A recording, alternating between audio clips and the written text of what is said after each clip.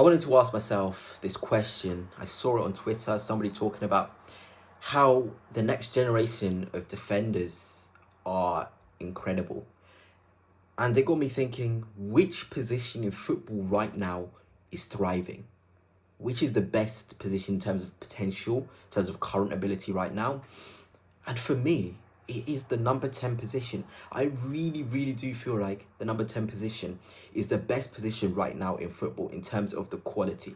I'm going to read out some names of number 10s in football. Musiala, Wirtz, Rogers, Palmer, Erdegaard, Jude, Olmo, Foden, Gula, Waneri, Xavi Simons, Naipan, Echeverry, Elliott, Cherky, Kudus.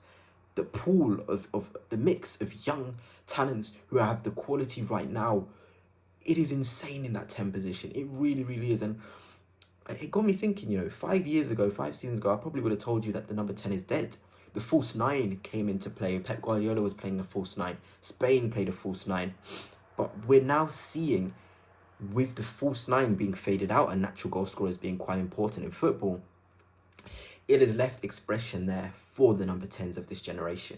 It really, really has. And I know you could say most of the players on the list can be 10/8 hybrids. And I'd agree. I'd say 10 and 8, if we can put it together as one position, it's probably the most exciting position in the world. And I want to talk specifically about Flo Wirtz. I feel like that's the first player when I think of number 10s who have so much quality, so much composure, so much ability.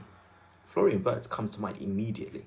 This guy got an ACL injury, and he has been absolutely incredible. This season was his first season in the Champions League, and I'll get his stats up in terms of his numbers and his SofaScore ratings. I don't like ratings in football, but it just goes to show how good he is. He's basically contributed in every single game in the Champions League. His first ever season in the Champions League.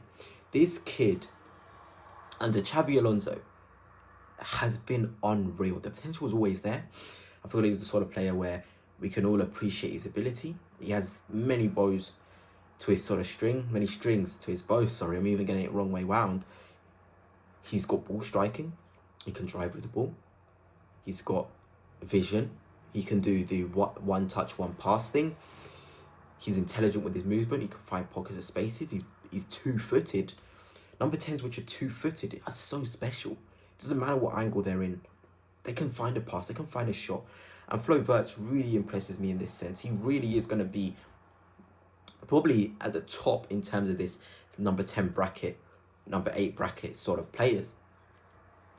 Even Pedri, for me, is one of the best midfielders on the planet. He really has the ability.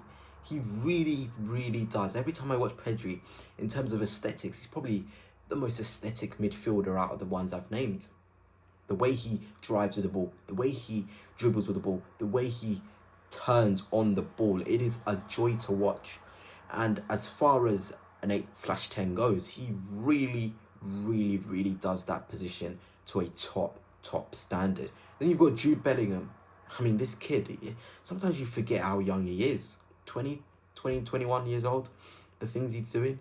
He's been around for 4 years. It's felt like he's been here for years and years. And that's just a compliment to his ability.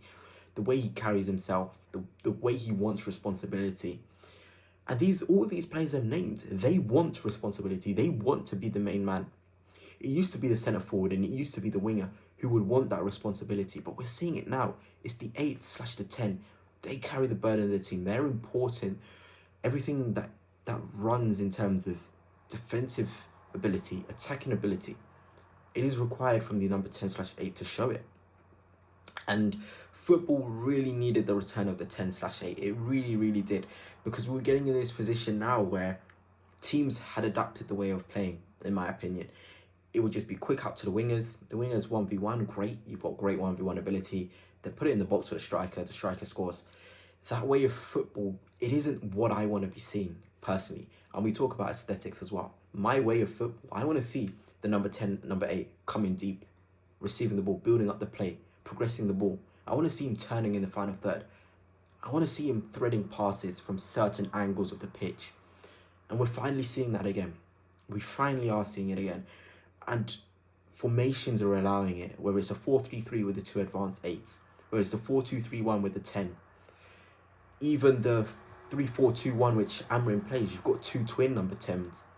It is coming back, guys. It really, really is. And it is always special for me seeing a number 10 on the ball, showing its quality, showing how the game should be run.